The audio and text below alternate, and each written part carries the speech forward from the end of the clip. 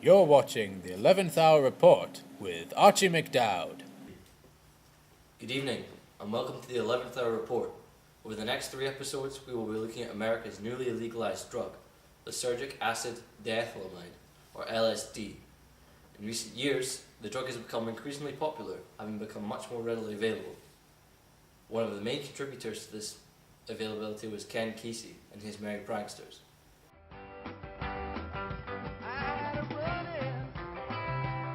In the spring of 1964, the Merry Pranksters bought an old school bus and painted it with psychedelic colours. The plan was to travel across the country on the trip of a lifetime, looking to discover, in their words, new realms of consciousness. The name of the bus and its final destination was Further.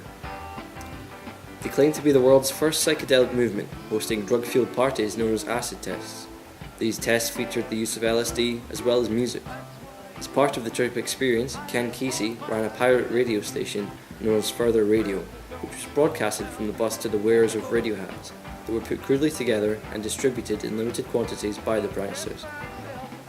The hats were pre-tuned to frequencies kept secret, though the wearers could fine-tune them to a variety of pre-recorded hat casts, featuring music from the likes of Grateful Dead, Jimi Hendrix, and the voice of Timothy Leary, a main spokesman for the pranksters, and LSD, who claimed to be able to aid the great adventure and journey out of your mind. Leary was famously quoted, inviting individuals curious about the acid test to turn on, tune in, and drop out. Earlier in the decade, the American government knew very little about LSD and its effects, but after extensive research, it was deemed to be dangerous to the minds of its users, and as a result, outlawed. So for now, the Merry Pranksters and their radio hats will not be journeying very much further. I'm Archie McDowd, and you've been watching The 11th Hour. Good night.